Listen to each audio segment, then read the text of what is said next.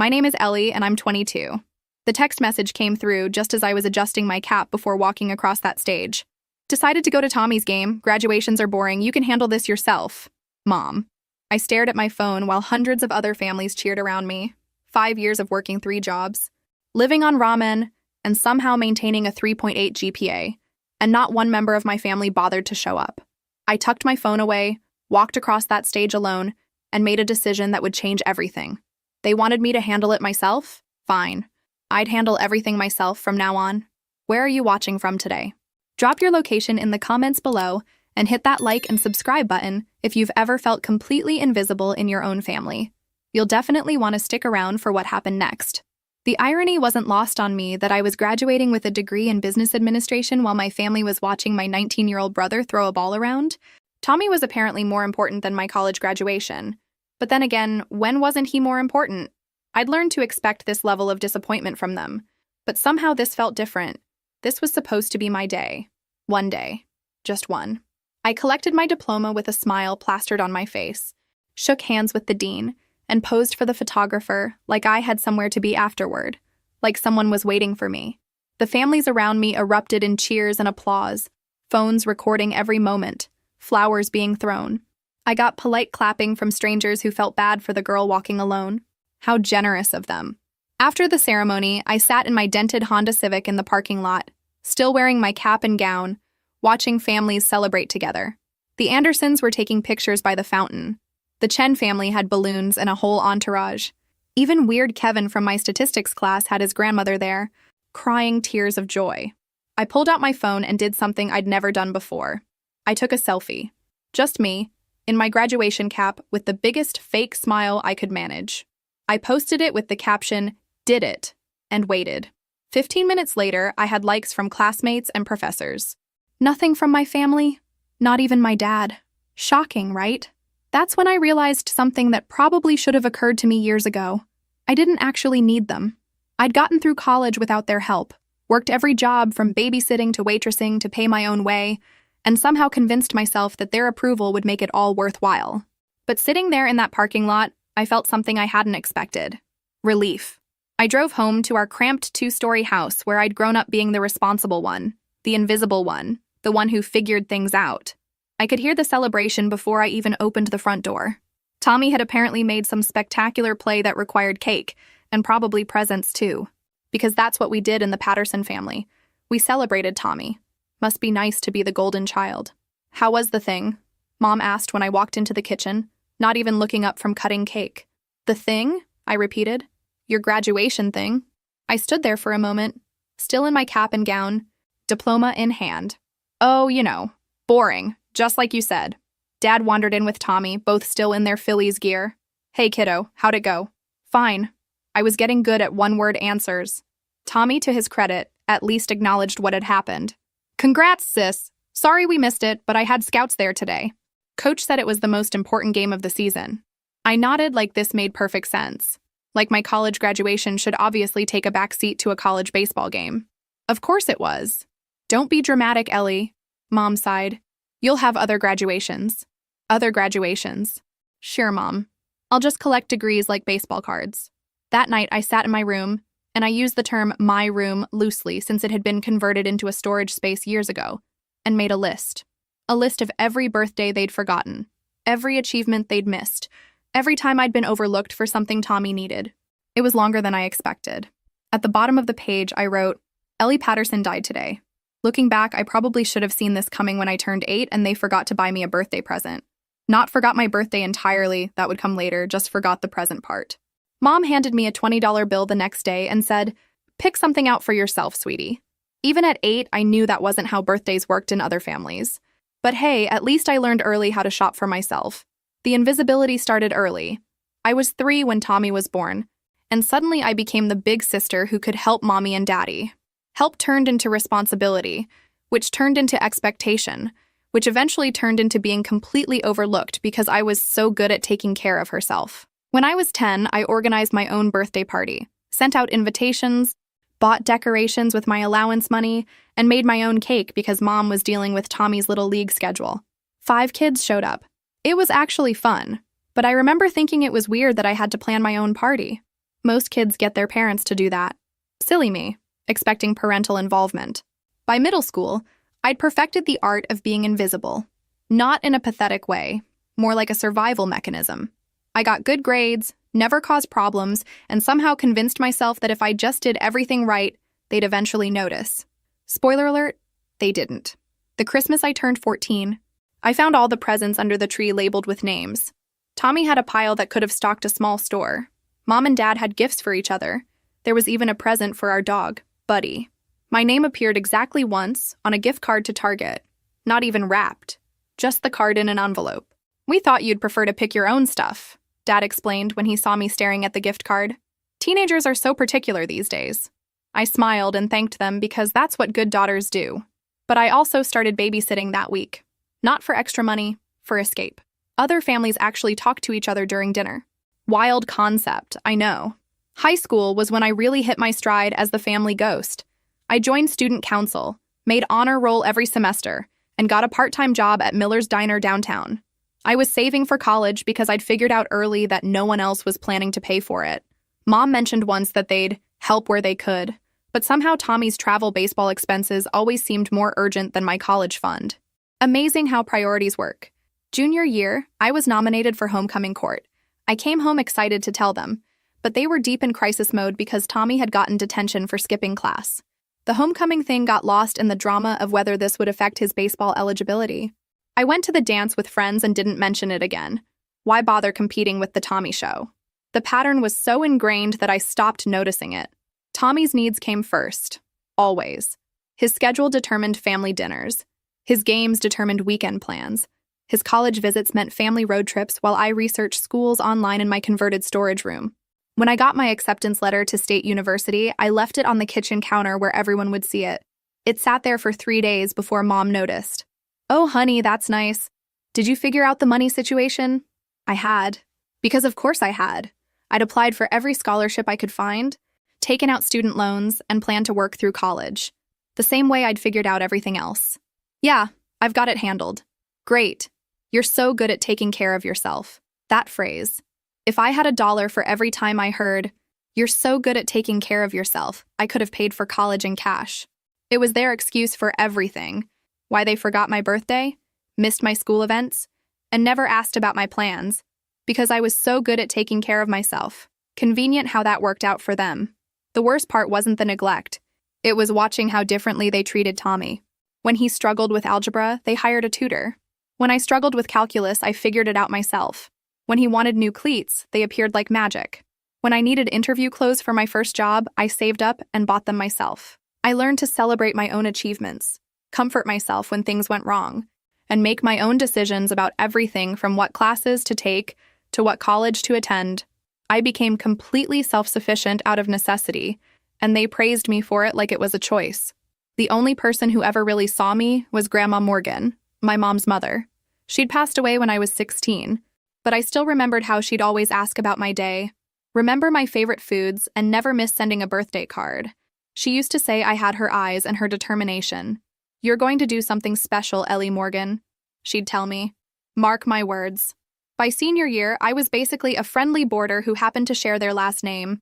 I ate dinner with them when our schedules aligned, contributed to conversations when asked direct questions, and otherwise lived parallel to their lives rather than as part of them.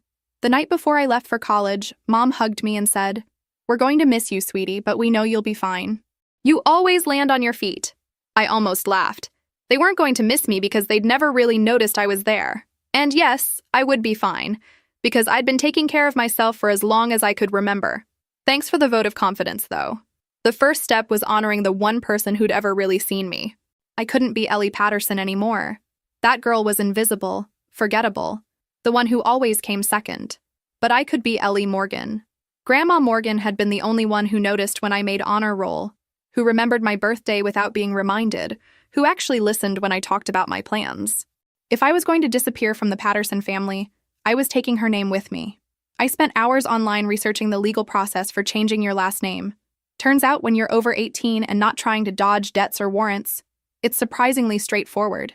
Just paperwork, filing fees, and a court appearance.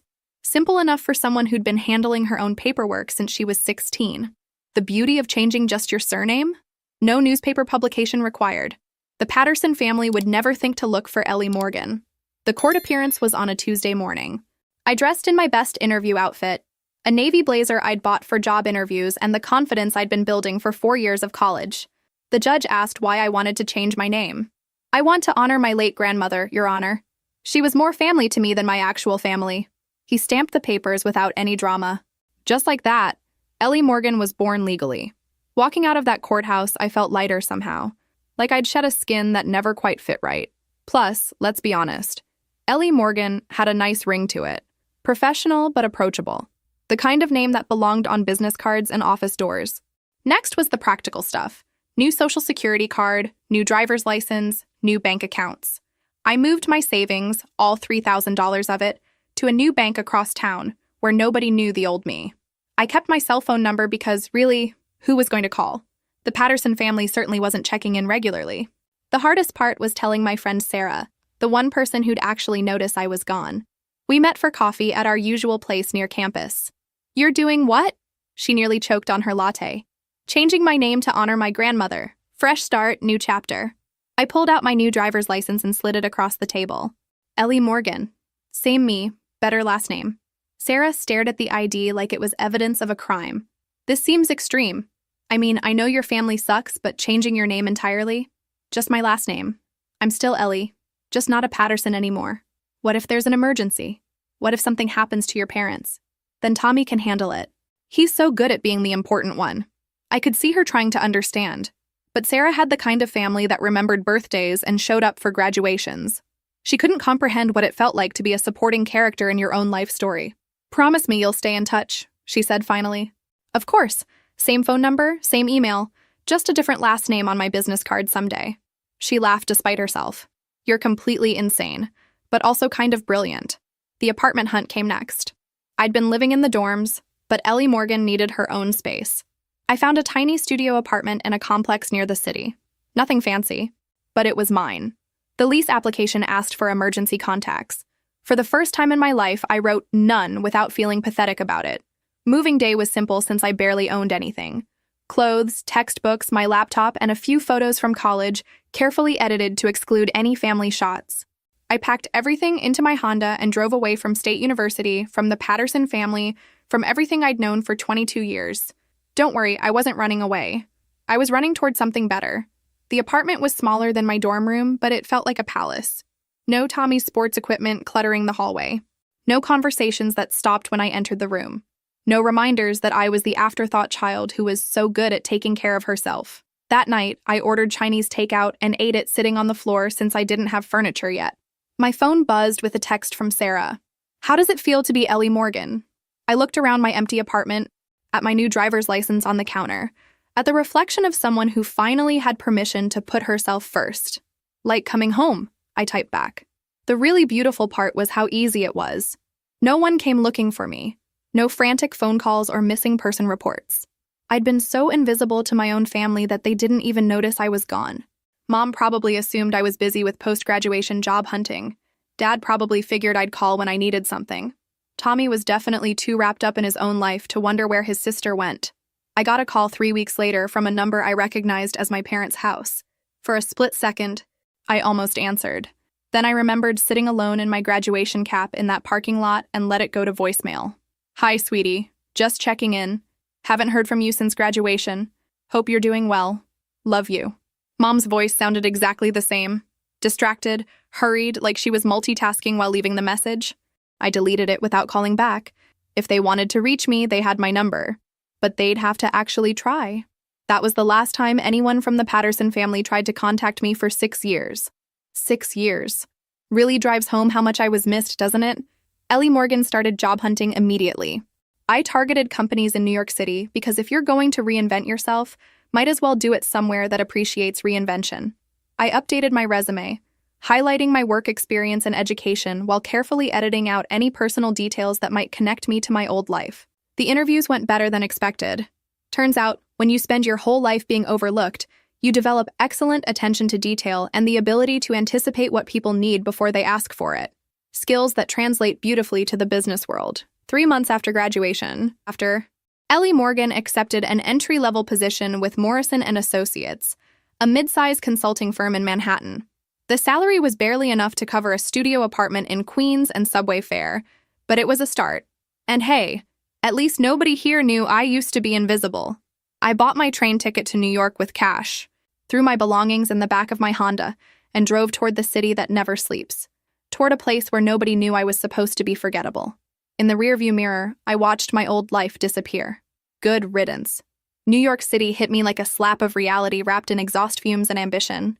My studio apartment in Queens was roughly the size of Tommy's bedroom back home, cost more per month than my dad made in a week, and came with neighbors who seemed determined to recreate the sound of a construction site at all hours. But it was mine, Ellie Morgan's first real home. And unlike the Patterson house, no one here expected me to be grateful for being ignored. The commute to Morrison & Associates took an hour each way on the subway. An hour I used to study everyone around me. New Yorkers had this energy, this purposefulness that I'd never seen before. They walked fast, talked fast, and seemed to know exactly where they belonged in the world.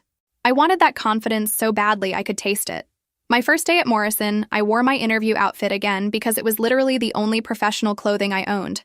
Jennifer, the office manager, looked me up and down and said, "Sweetie, we need to talk about your wardrobe budget." Apparently, looking the part mattered more than I'd realized. Jennifer took me to a discount store during lunch and helped me pick out 3 additional outfits that could be mixed and matched to create the illusion of a larger wardrobe. I paid with my credit card and tried not to think about the growing balance. Nothing says professional like charging your work clothes and hoping you make enough to pay them off. "You'll figure it out," Jennifer said, echoing the phrase that had haunted my childhood. Smart girls like you always do.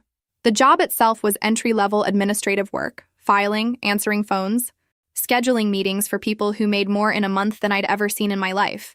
But I watched everything. How they talked to clients, how they structured presentations, how they carried themselves in meetings.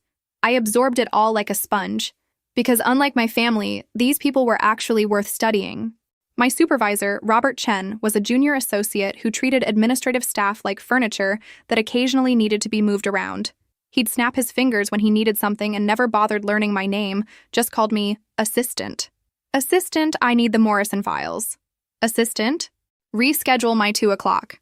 "Assistant, get me coffee. Not that cheap stuff from the break room, the good coffee from that place down the block." I smiled and said yes to everything because I needed this job. But I also started taking notes. Not just about his requests, but about his mistakes. Robert had a habit of promising clients things he couldn't deliver, and then scrambling to cover his tracks. He double-booked meetings, forgot important deadlines, and somehow always found a way to blame the administrative errors when things went wrong. Charming. After 2 months of watching him fumble through basic tasks, I started anticipating his needs before he asked. I'd have the coffee waiting, the files organized, the schedules coordinated. He started to depend on me without even realizing it. Men like Robert always do. That's when I made my first real power move. Robert had promised a major client that he'd have their market analysis ready by Friday. Thursday afternoon, I realized he'd completely forgotten about it.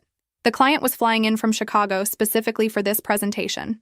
Robert was in full panic mode. "Assistant, where's the Henderson analysis?" "You haven't started it yet," I said calmly. His face went white. "What do you mean I haven't started it?" "I specifically asked you to handle the preliminary research last week." Now this was a lie. He'd never asked me to do anything beyond filing and coffee runs, but I could see him setting me up to take the blame for his failure. How original. "Actually," I said, pulling out my notebook, "I took the initiative to compile some preliminary data, just in case." I handed him a folder I'd been working on during lunch breaks. "It's not complete, but it's a start." Robert grabbed the folder like a drowning man grabbing a life preserver. The data was good. Better than good, actually. I'd been teaching myself market analysis using online tutorials and library books, treating it like homework I'd assigned myself. Funny how you learn things faster when you're not expecting someone else to do the work for you. He stayed late that night turning my research into a presentation. Friday morning, he delivered it to the client and got praised for his thorough analysis and attention to detail. He never thanked me, but he also never forgot that I'd saved his job. That afternoon, Jennifer stopped by my desk. "I hear you've been doing some additional research projects." I kept my face neutral, just trying to be helpful. "Robert mentioned you might be interested in taking on more analytical work. How would you feel about a small promotion? Administrative associate with research responsibilities?" It came with a modest raise and the opportunity to attend client meetings as a note-taker. More importantly, it meant I was no longer just assistant. I had a title, responsibilities, and access to the parts of the business I'd been watching from the outside. I'd love the opportunity, I said. That weekend, I celebrated by buying myself a decent business outfit with my credit card and allowing myself to imagine a future where Ellie Morgan was more than just someone who disappeared from a family that never noticed her anyway. The promotion changed everything. Suddenly, I was in meetings, hearing how deals were structured, watching negotiations happen in real time. I learned that business was part strategy, part psychology, and part pure confidence. I was good at the first two and working hard on the third. I also learned that most of the junior associates were winging it just as much as I was. They had fancy degrees and family connections, but they didn't necessarily work harder or think more clearly than I did. They just had better clothes and more confidence in their right to be there. Well, I could work on both of those things. 6 months into my New York life, I was working late one evening when I overheard Robert on a phone call with a potential client.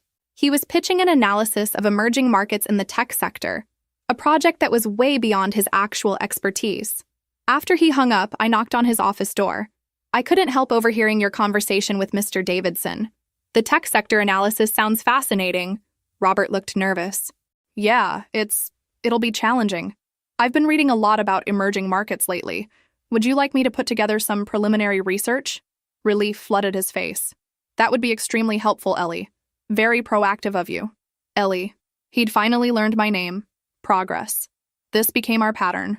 Robert would land clients with promises he couldn't keep, and I'd figure out how to keep them. He got the credit, but I was learning the business from the ground up and building a reputation as someone who delivered results. Not exactly what I'd planned, but hey, we work with what we've got. It wasn't the career path I'd imagined, but it was working. Slowly, carefully, Ellie Morgan was building something real, something that belonged entirely to her. By my second year at Morrison & Associates, I'd figured out the game. Robert would take credit for my work during the day, and I'd stay late teaching myself everything he should have known. Market analysis, financial modeling, industry research. I consumed it all through online courses, library books, and careful observation of the senior associates who actually knew what they were doing. The breakthrough came when I caught a mistake that would have cost us a major client. Robert had been working on a telecommunications deal for weeks, relying heavily on my research while pretending he understood the technical aspects. The night before the final presentation, I was reviewing the contracts when I noticed something that made my stomach drop. The client was about to invest heavily in a technology that was already being phased out by industry leaders. Oops. I knocked on Robert's office door at 9 p.m. We have a problem. I walked him through the issue, showing him articles from trade publications and financial reports he'd never bothered to read. The technology our client wanted to invest in was dead in the water, but they didn't know it yet. If Morrison & Associates let them proceed without warning them, we'd either lose the client when they lost money or get sued for negligent advice. Neither option looked great on a performance review. Robert went pale. What do? We tell them the truth, tonight, before they sign anything. But the commission will be zero if they sue us or never trust us again. Sometimes I amazed myself with my brilliant insights. Robert made the call. The client was initially furious that we were changing our recommendation at the last minute, but grateful when we showed them the evidence. We restructured the entire deal, saving them millions and proving that Morrison & Associates had their best interests at heart. Revolutionary concept, I know. Monday morning, Mr. Morrison himself stopped by my desk. Ellie, I understand you were instrumental in saving the telecom deal this weekend. Just doing my job, sir. He smiled. Your job is administrative support. What you did was strategic analysis that prevented a disaster. We need to talk. That conversation led to another promotion. Research analyst with my own office and a salary that finally covered my rent without requiring creative budgeting. More importantly, I was no longer working through Robert. I reported directly to Jennifer Walsh, a senior associate who actually recognized talent when she saw it. What a refreshing change of pace. Jennifer became the mentor I'd never had. She taught me how to present findings to clients, how to structure reports for maximum impact, and how to navigate office politics without compromising my integrity. She also introduced me to the concept that would change my life: consulting partnerships. The real money isn't in working for firms like Morrison, she explained over lunch one day. It's in building your own client base and taking them with you when you're ready to go independent. The idea terrified and thrilled me in equal measure. Build my own business? Ellie Morgan, who'd been invisible for most of her life, running her own consulting firm? The irony wasn't lost on me. You have something most people don't, Jennifer continued. You see problems before they become disasters, and you solve them quietly without needing credit. Clients value that more than flashy presentations. Over the next year, I started building relationships with the clients I worked with directly, not in a way that undermined Morrison and Associates, but by being genuinely helpful and memorable. I'd follow up on projects, send relevant articles I'd found, and always deliver exactly what I'd promised when I'd promised it. Novel approach, apparently. The telecommunications client referred me to a colleague who needed help with a market entry strategy. I handled it as a Morrison project, but the client specifically requested to work with me again. Then another referral came in. And another. Funny how people notice when you actually do your job well. Jennifer watched this pattern developing and made me an offer I hadn't expected. What if I told you I was thinking about leaving Morrison and starting my own firm? And what if I offered you a partnership instead of just a job? Walsh & Morgan Consulting. The name sounded impossible and perfect at the same time. I can't invest much capital, I admitted. You don't need to. You bring the client relationships and the analytical skills. I bring 15 years of experience and some seed money from my savings. We split everything 50-50. That night, I sat in my Queens apartment, which I'd finally furnished with real furniture instead of milk crates and dreams, and tried to wrap my head around what was happening. Ellie Morgan, equal partner in a consulting firm. The girl who couldn't get her own family to notice her was about to become a business owner. I called Sarah, my one remaining connection to my old life. You're doing what now? She laughed. Starting a consulting firm, Walsh & Morgan. Morgan? That's your last name now? Has been for 3 years. It suits me. I keep forgetting you're not Ellie Patterson anymore. You sound different when you talk about work. Different how? Confident. Like you know you belong there.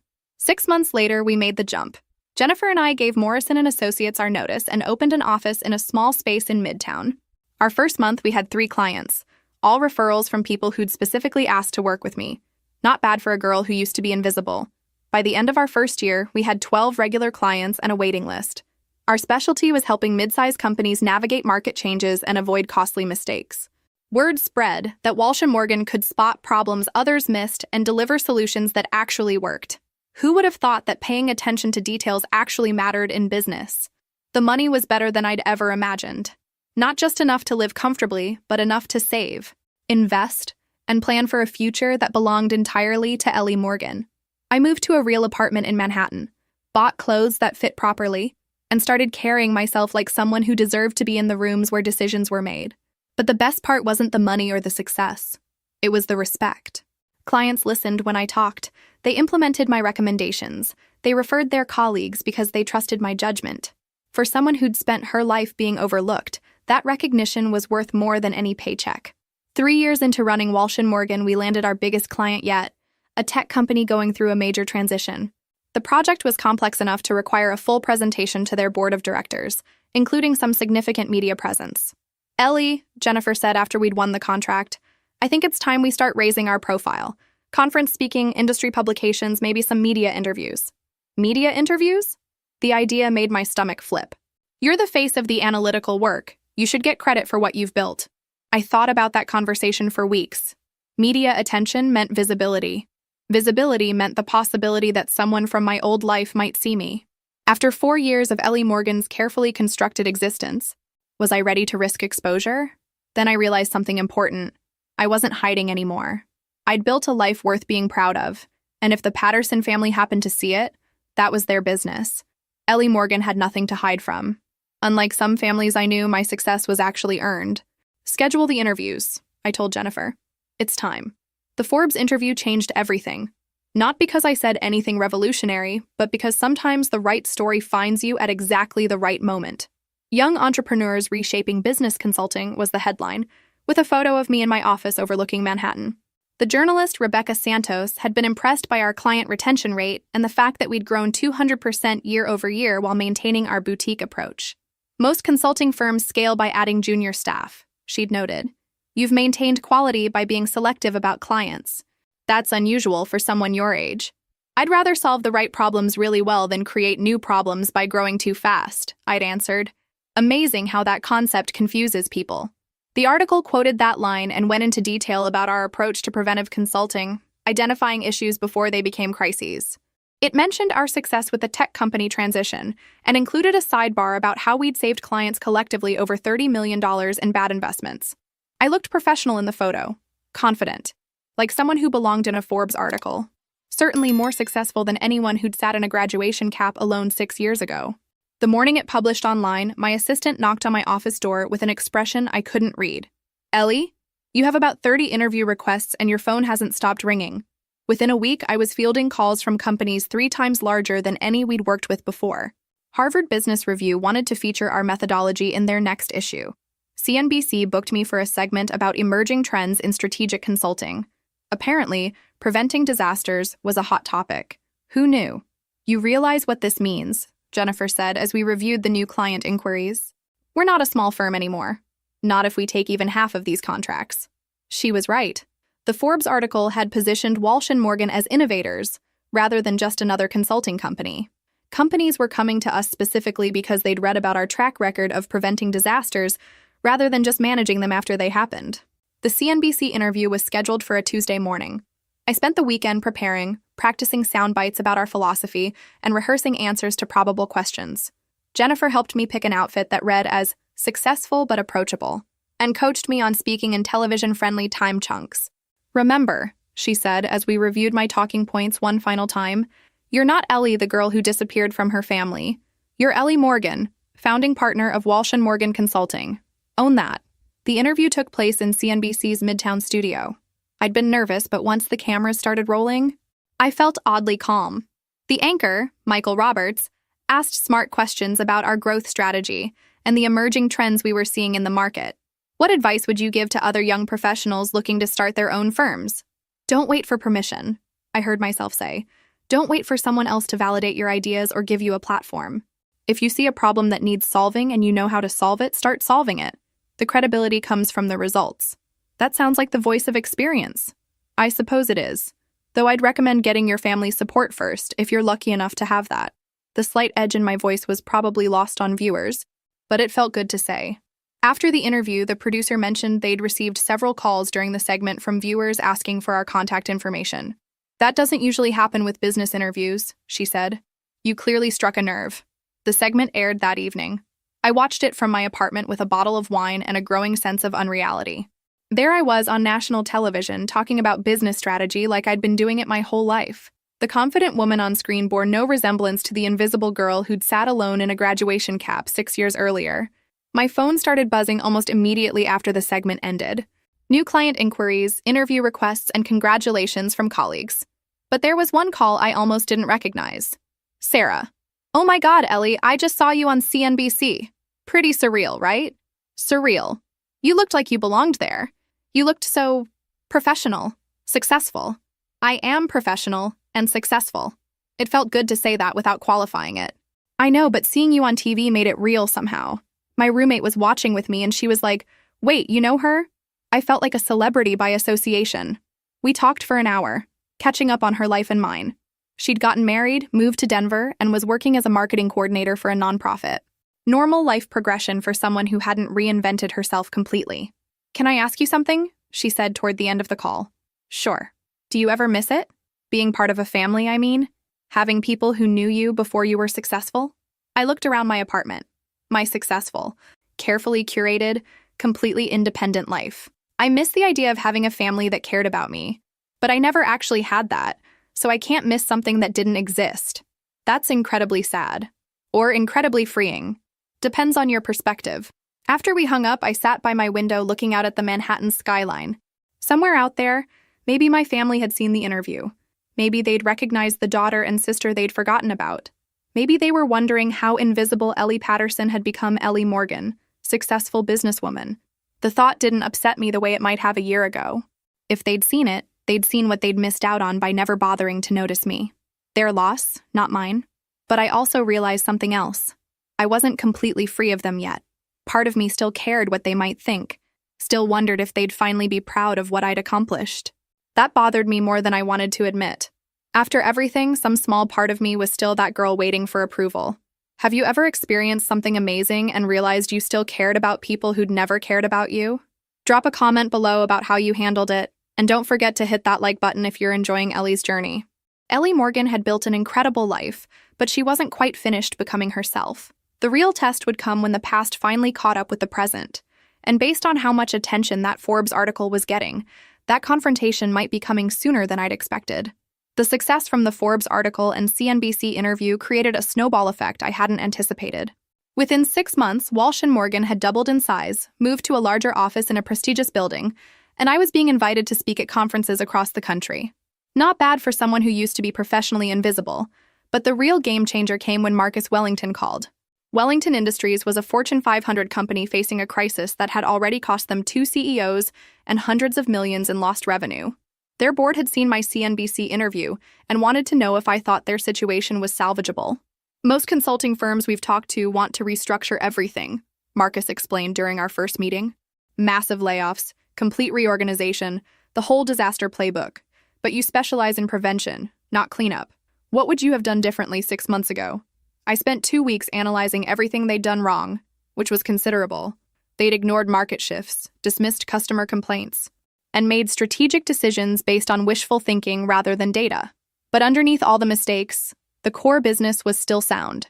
Amazing what happens when you actually look at the fundamentals instead of just following trends. You don't need a complete overhaul, I told their board. You need to stop the bleeding, address the customer trust issues, and implement systems that prevent this from happening again. It's surgery, not amputation. The contract was worth more than Walsh & Morgan had made in our entire first year. More importantly, it put us on the map as the firm that could save companies everyone else had written off. Jennifer and I worked 18-hour days for 3 months, basically living at Wellington Industries while we implemented our recovery plan. We restructured their customer service protocols, overhauled their market analysis systems, and trained their executives to spot the warning signs we'd identified. Turns out, most corporate disasters are preventable if someone's actually paying attention. The turnaround was dramatic. Within 6 months, Wellington's stock price had recovered 40% of its losses. Within a year, they were posting record profits. The business press called it one of the most successful corporate recoveries in recent history. Ellie Morgan saves Wellington Industries was the Harvard Business Review headline that made me realize I'd crossed into a different tier of recognition. This wasn't just success. This was the kind of career-defining achievement that established reputations permanently. The speaking invitations multiplied. Business schools wanted me to lecture about preventive consulting. Industry conferences featured me as a keynote speaker. I was invited to join boards, serve on advisory committees, and consult for companies I'd only read about in business magazines. My personal life adapted to match my professional success. I moved to a penthouse apartment with floor-to-ceiling windows and a view that made me feel like I was floating above the city. I hired a personal assistant, started using a car service instead of the subway, and built a wardrobe that reflected my new status. Not bad for someone whose family used to forget her birthday. But the most satisfying part was the respect. When I walked into boardrooms, conversations stopped. When I spoke at conferences, people took notes. When I gave recommendations, companies implemented them without question. Ellie Morgan had become someone people listened to, someone who mattered. The irony wasn't lost on me that the skills I'd developed from being invisible in my own family, observation, anticipation, solving problems quietly, had become my greatest professional assets. What the Pattersons had seen as self-sufficiency that excused their neglect, the business world valued as strategic thinking and proactive leadership. I was profiled in Fortune, featured on the cover of Entrepreneur magazine, and invited to speak at the World Economic Forum. Each new achievement felt like another step away from the girl who'd sat alone in a graduation cap, waiting for a family that never came. The transformation was complete in every way that mattered. Ellie Morgan wasn't just successful, she was influential. She was someone whose opinions shaped industries and whose recommendations moved markets. But success at this level came with unexpected challenges. The bigger we grew, the more we attracted attention from competitors, journalists, and people who wanted to find flaws in our story. Jennifer handled most of the background checks and media inquiries, but she mentioned that reporters were getting more persistent about wanting to know details about my background. They're looking for the origin story, she explained. Self-made entrepreneurs are good copy, but mysterious self-made entrepreneurs are better copy. Someone's going to start digging deeper eventually. The thought should have worried me more than it did. But Ellie Morgan had nothing to hide. She was exactly what she appeared to be. Someone who'd built something remarkable through talent, hard work, and refusing to accept limitations other people tried to impose. If the Patterson family saw any of this coverage, they'd see what they'd missed by never bothering to notice their daughter. And honestly, Good. Let them wonder how invisible Ellie became Ellie Morgan, the business strategist who saved Fortune 500 companies.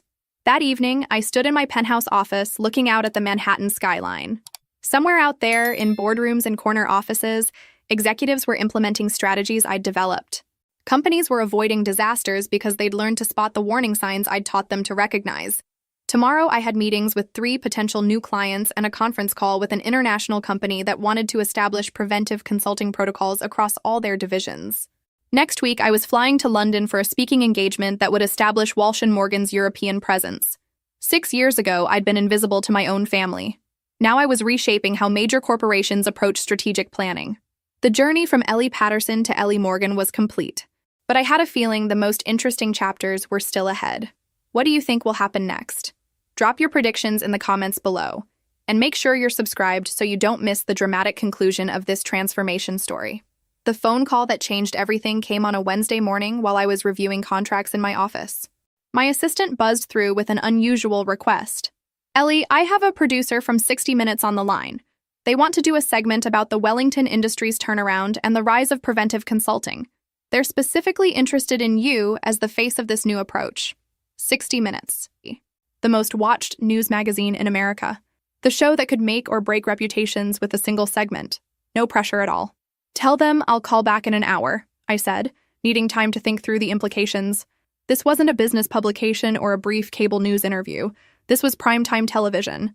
The kind of exposure that reached everyone in America, including people in small Pennsylvania towns who thought their daughter had simply moved away for work. Jennifer was traveling, so I called Sarah instead. 60 Minutes wants to interview me, I said without preamble. Holy shit, Ellie, that's incredible. It's also terrifying. What if your family sees it? I'd never explicitly told Sarah the details of my disappearance, just that I'd had a falling out with my family and chosen to start fresh. But she'd always been perceptive about the things I didn't say. Yeah, would that be such a bad thing? I mean, you're incredibly successful. Maybe they'd be proud. They had 22 years to be proud and couldn't manage it. The bitterness in my voice surprised even me. But you're not that invisible girl anymore. You're Ellie Morgan, business superstar. Maybe they'd see you differently now. I thought about that conversation all day. Ellie Morgan was successful enough that even the Pattersons would have to acknowledge her achievements. But did I want their acknowledgement now, after building a life that didn't need their approval? I called the 60 Minutes producer back. I'm interested, but I have some conditions about what I will and won't discuss, such as business strategy, consulting methodology, the Wellington turnaround, all fair game. Personal background, family history, anything before I started my career, off limits. There was a pause. That might actually make the story more intriguing. The mysterious entrepreneur who won't discuss her past. Very compelling television. Great. Nothing like being mysterious to attract exactly the kind of attention I was trying to avoid. The interview was scheduled for the following month in our office. The 60 Minutes team wanted to capture the environment where Ellie Morgan worked, show the visual symbols of success that reinforced the narrative of someone who'd built an empire from nothing.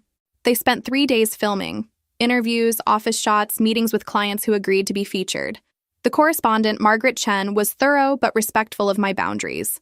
She asked about my business philosophy, my methodology, my predictions for the industry. She didn't push when I deflected personal questions. You've built something remarkable in a very short time, she said during one of our conversations. Most people would want to talk about the journey that got them here. The journey isn't the story, I replied. The results are the story. But viewers connect with the personal elements. They want to understand what drives someone to achieve at your level. What drives me is seeing problems before they become disasters and having the skills to prevent them. Everything else is just background noise. And boy, did I have some background noise to avoid. She seemed to accept that Ellie Morgan was someone who preferred to let her work speak for itself. The segment was scheduled to air on a Sunday evening in March. I planned to watch it alone in my apartment with a bottle of good wine and my phone turned off. Whatever happened after it aired, I'd deal with Monday morning. The 12-minute segment exceeded my expectations. They focused on the Wellington Industries recovery, interviewed executives who credited our work with saving their company, and positioned preventive consulting as a revolutionary approach that was changing how major corporations operated. The visuals were perfect. My office with its Manhattan view, footage of me presenting to Wellington's board, testimonials from grateful clients. I looked confident, successful, and completely in control of the narrative. Margaret's closing commentary was particularly gratifying. Ellie Morgan represents a new generation of business leaders who believe the best way to solve a crisis is to prevent it from happening in the first place.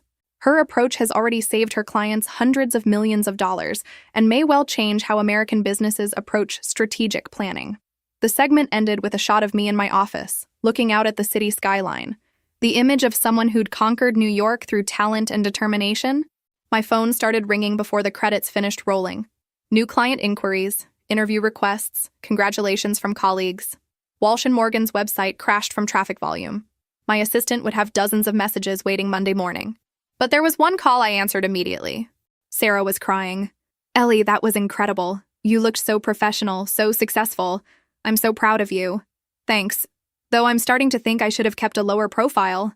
"Are you kidding? You're about to become the most famous business consultant in America. This is going to change everything." She was right. This level of exposure would attract attention from everyone: clients, competitors, journalists, and people from my past who might finally connect Ellie Morgan with Ellie Patterson. I'd built Ellie Morgan to be impossible to ignore. Mission accomplished. But as I sat in my apartment that night, looking at the city lights and thinking about the life I'd created, I realized something important. I wasn't afraid of being discovered anymore. I'd become someone worth discovering.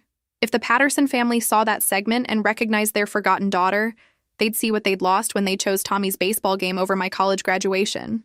They'd see the person they could have been proud of if they'd bothered to notice I existed. That thought should have satisfied me. But it also raised a question I wasn't ready to answer. What would I do if they actually tried to find me now? Would the girl who'd waited 22 years for their approval finally get her moment of vindication? Or would Ellie Morgan prove that she really didn't need them anymore? I had a feeling I was about to find out. The call started Monday morning. My assistant, Caroline, buzzed through with an apologetic tone. "Ellie, I have someone on line 3 claiming to be your brother. He says it's urgent family business. Should I take a message?" For a moment, I couldn't breathe. After 6 years of carefully constructed separation, Tommy Patterson had found Ellie Morgan. Well, that didn't take long. Tell him I'm in meetings all day and take his information. But the calls kept coming. My mother Tuesday afternoon, my father Wednesday morning. Each time, Caroline politely took messages while I sat in my office wondering how long I could avoid the inevitable. The messages were what I'd expected: shocked recognition, claims of pride in my accomplishments, and urgent requests to talk about family matters. No apologies for missing my graduation. No acknowledgement of the years of invisibility. Just sudden interest now that Ellie Morgan was someone worth knowing. How predictable. Friday afternoon, Caroline knocked on my office door with an expression I'd learned to read as "situation requiring your immediate attention." "They're here," she said quietly. "Who's here?" "Your parents. And your brother. They're in the lobby asking to see you. Security called up because they don't have an appointment, but they're insisting it's urgent family business." Through my office window, I could see the Manhattan street 40 floors below, people moving with purpose, living their lives, completely unaware that Ellie Morgan's carefully constructed world was about to collide with Ellie Patterson's abandoned past. Tell security to escort them to Conference Room B and Caroline. Clear my calendar for the rest of the day. I took 5 minutes to compose myself, checking my appearance in the mirror and reminding myself who I was now. Ellie Morgan, founding partner of Walsh & Morgan Consulting, someone who commanded respect and made decisions that affected Fortune 500 companies. Not Ellie Patterson, the invisible daughter who could be overlooked without consequence.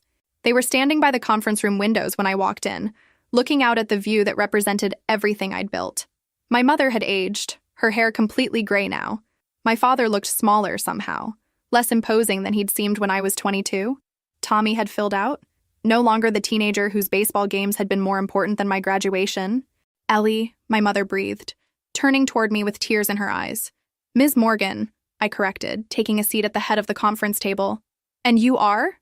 I couldn't help myself. "Sue me." The pretense lasted exactly 3 seconds before my mother broke. "Sweetheart, we've been looking for you for years. We had no idea you'd changed your name, moved to New York. We saw you on 60 Minutes and couldn't believe that invisible Ellie Patterson had become someone worth acknowledging." The words came out sharper than I'd intended, but I didn't regret them. My father cleared his throat. "Ellie, you'll always be Ellie to us. We know we made mistakes. But we're family. We want to make things right." "Make things right?" I leaned back in my chair, studying their faces. "What exactly do you think went wrong?" Tommy spoke for the first time. We know we hurt you. Missing your graduation was inexcusable. We've regretted it every day since. Every day since, I repeated. Interesting, because it took you 6 years and a national television appearance to regret it enough to actually look for me. The silence stretched uncomfortably. They'd come expecting a reunion, a tearful reconciliation. Instead, they were facing Ellie Morgan in a Manhattan boardroom, and Ellie Morgan didn't operate by Patterson family rules. We've missed you, my mother tried again. The house hasn't been the same without you. I wouldn't know. I haven't been there. Amazing how they missed someone they'd never noticed was there in the first place. That's what we want to change, my father said, leaning forward earnestly. We want you to come home. Be part of the family again.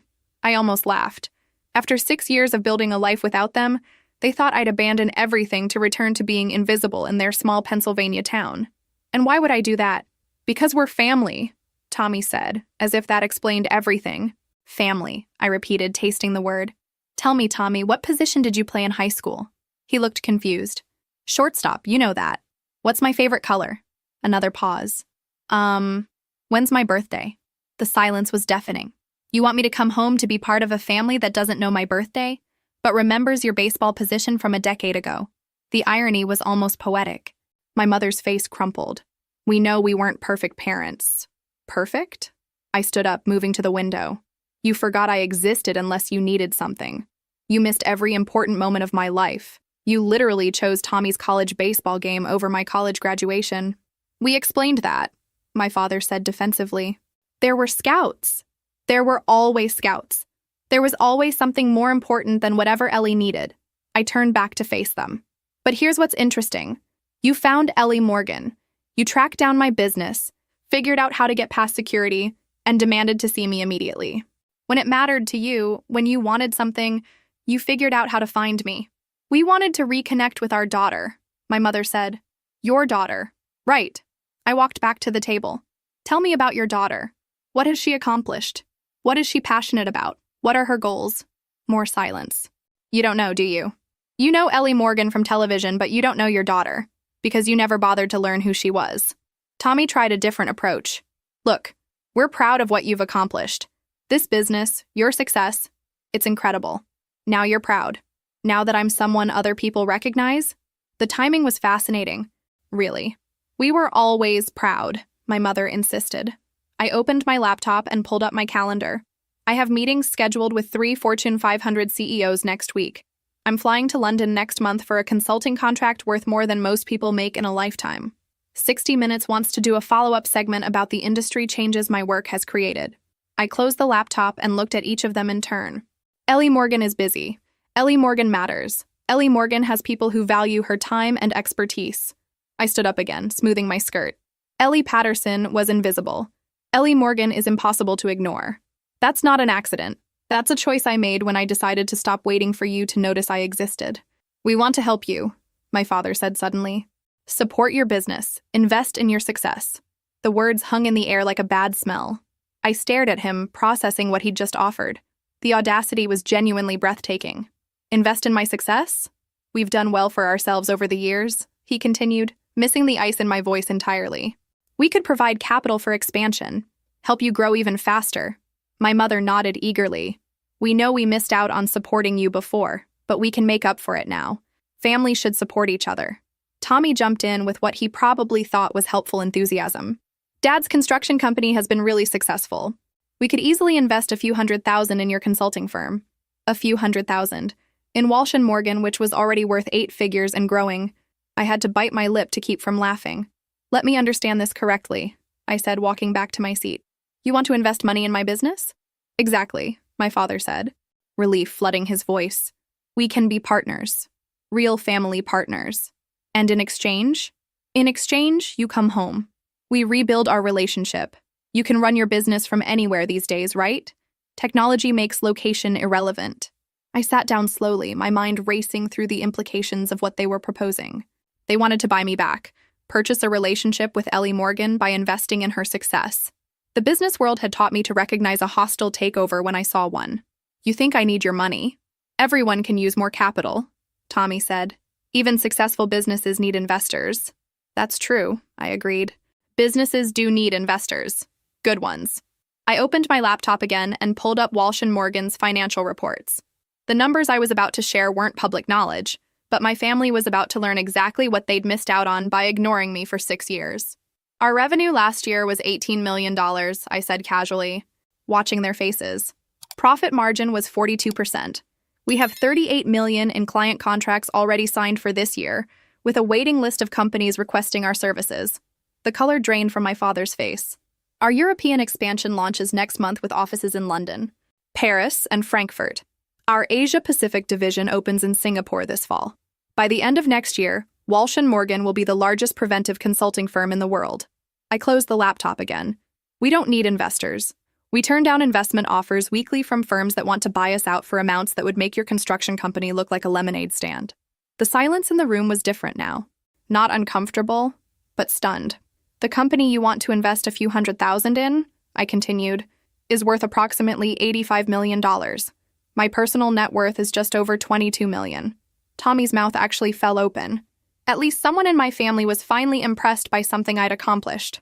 So when you offer to help my business with your construction money, what you're really doing is offering to buy access to a daughter you couldn't be bothered to notice when she wasn't profitable. That's not... We didn't know, my mother stammered. Of course you didn't know, because you never asked. In 6 years, not one of you tried to find me, until you saw me on television and realized I might be worth knowing. I stood up and walked to the window again, looking out at the city where I'd built everything they were now trying to purchase their way into. Here's what's interesting about families, I said without turning around. Real families support each other before success, not after it. Real families show up for graduations even when there are baseball games. Real families notice when someone disappears for 6 years. We made mistakes, my father said quietly. No, I turned back to face them. You made choices. Consistent choices over and over for 22 years. You chose to ignore me, overlook me, and forget about me every time something more interesting came along. But we want to fix that now, my mother pleaded. Now that I'm rich enough to be worth your attention. It's not about the money. It's entirely about the money. If Ellie Morgan was still an administrative assistant making $30,000 a year, would you have tracked me down after seeing me in a brief news segment? Or would you have said, oh, look, there's Ellie on TV and gone back to your regular lives? None of them answered because we all knew the truth. You want to know what's really sad? I continued. I would have given anything for this conversation 6 years ago. I would have been so grateful for your attention, your pride, your investment in my life. I walked back to the conference table and placed my hands on the back of my chair. But Ellie Morgan doesn't need your approval. She doesn't need your money. And she definitely doesn't need a family that only shows up after she becomes successful enough to matter. Please, my mother said, tears flowing freely now. We know we were wrong. We know we hurt you. But we're here now. Doesn't that count for something? For a moment? I almost wavered. The girl who'd waited 22 years for them to notice her wanted to say yes. It counted for everything. But Ellie Morgan knew better. You're here now because I'm worth $85 million. If I was worth nothing, you'd still be wondering whatever happened to Ellie. I moved toward the door. Here's my counteroffer to your investment proposal. Take the money you wanted to give me and donate it to college scholarships for students whose families can't afford to support their education. Students whose parents work 3 jobs to pay tuition. Students who sit alone at graduation because their families had more important things to do. I opened the conference room door. Caroline will validate your parking. Security will escort you to the lobby. Ellie, please, my father called as I stepped into the hallway. I turned back one final time. Ellie Patterson died 6 years ago in a college parking lot. You're looking for someone who doesn't exist anymore. Then who are you? Tommy asked desperately. I smiled, and for the first time in the entire meeting, it was genuine. I'm Ellie Morgan, and I'm everything Ellie Patterson could have been if anyone had bothered to notice she existed. They didn't leave. For 2 weeks after our conference room meeting, the Patterson family launched what could only be described as a campaign to win me back. It started with flowers delivered to my office every day, expensive arrangements with cards signed, "Your loving family." Then came the letters, handwritten and heartfelt, detailing memories I apparently should have cherished, and apologizing for oversights that were actually systematic neglect. Tommy showed up at my building twice, trying to convince security he needed to deliver urgent family documents. My mother called Walsh and Morgan repeatedly, claiming there was a medical emergency that required my immediate attention. My father somehow got Caroline's direct number and left rambling voicemails about how much they missed me. It was pathetic and manipulative, and exactly what I should have expected from people who'd never learned to hear the word no. Some things never change. The breaking point came on a Thursday evening when I returned to my penthouse to find my mother sitting in the lobby of my building. The doorman was very understanding when I explained the situation, she said, standing up with obvious relief when she saw me. I told him I was your mother and that we'd had a misunderstanding. Did you tell him you haven't spoken to your daughter in 6 years because you forgot she existed? Ellie, please. Can we just talk? Really talk? Against my better judgment, I let her come up to my apartment. Maybe it was curiosity about what new manipulation she'd attempt, or maybe some part of me still wanted to hear what she thought justified 6 years of silence followed by 2 weeks of harassment. She walked through my penthouse like she was touring a museum, touching furniture and staring at the view with obvious awe. You've done so well for yourself, she murmured. This is incredible. It's home. It's like something out of a magazine. She settled onto my couch, looking small and out of place among the careful elegance I'd created. I always knew you were special, Ellie. Even when you were little, you were so independent, so capable, so easy to ignore. We never ignored you. Mom.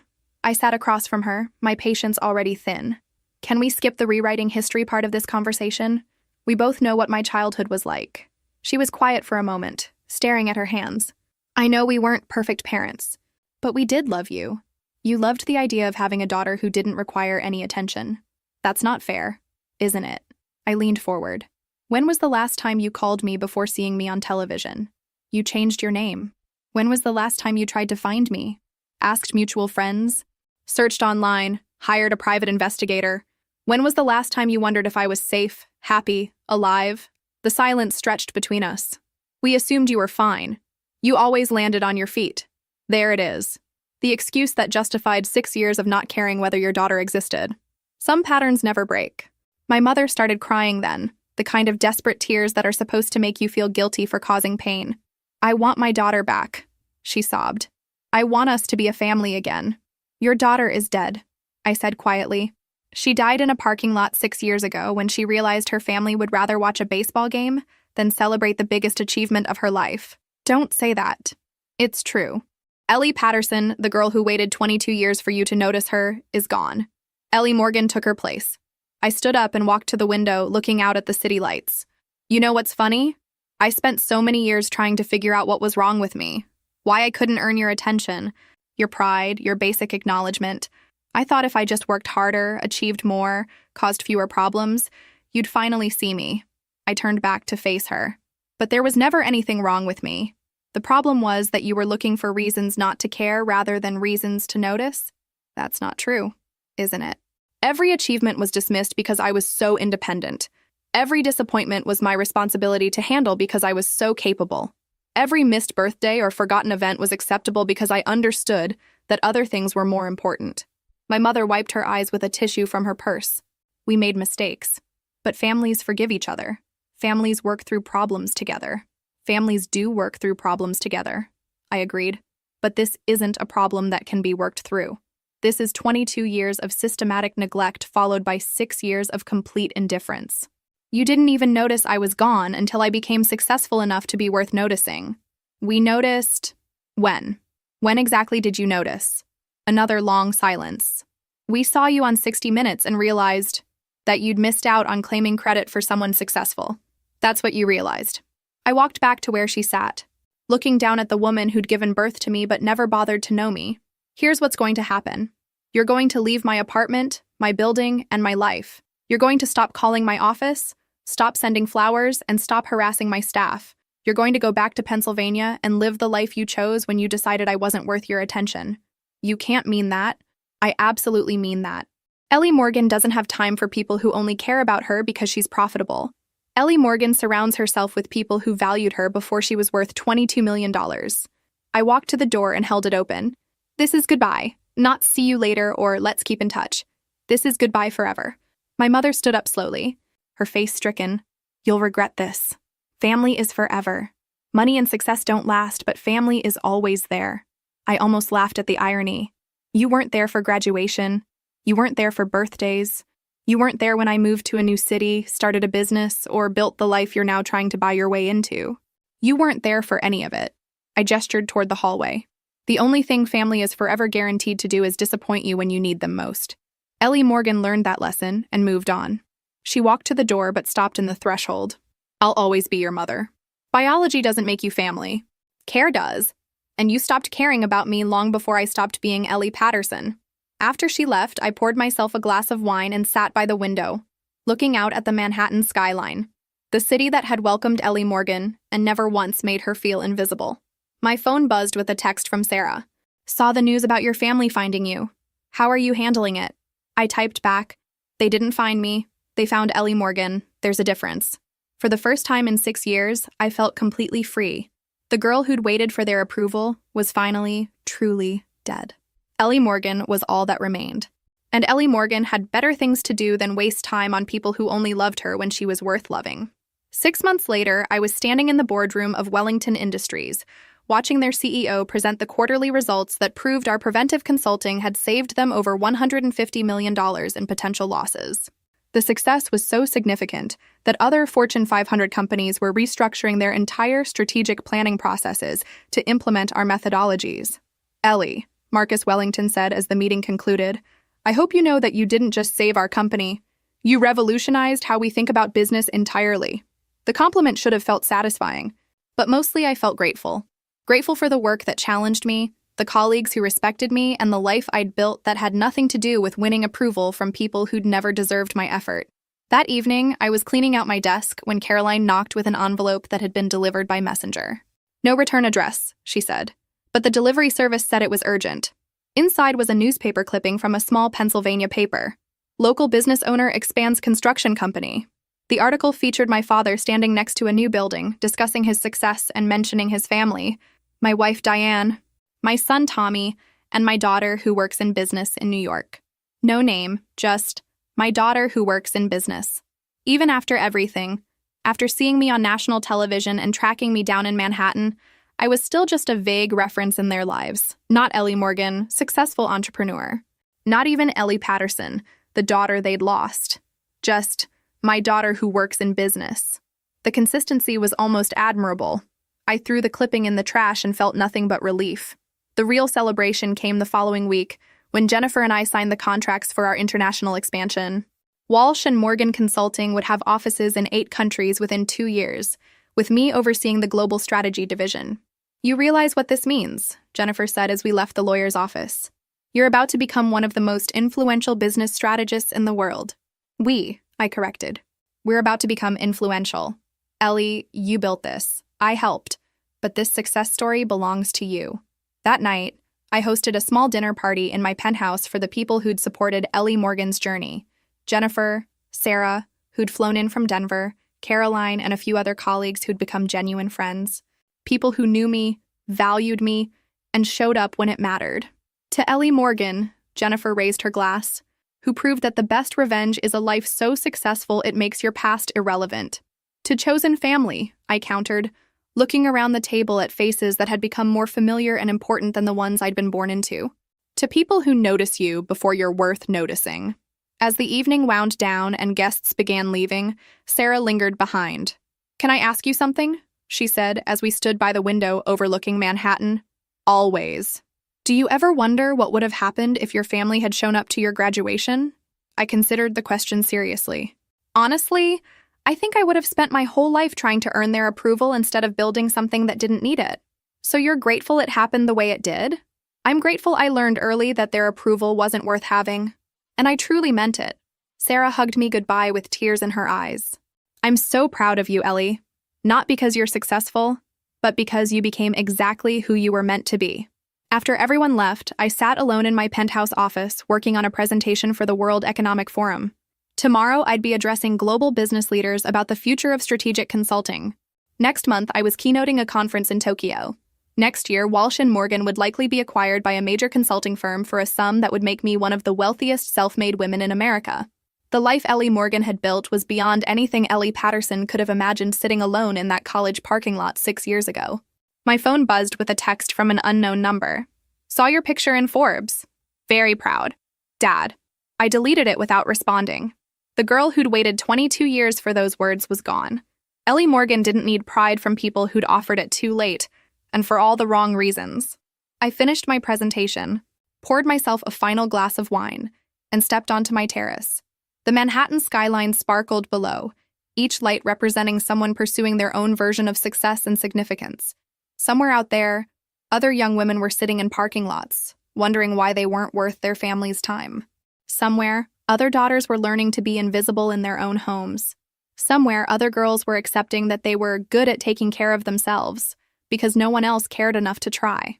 I'd started a scholarship fund in Ellie Morgan's name for first-generation college students from families that couldn't or wouldn't support their education.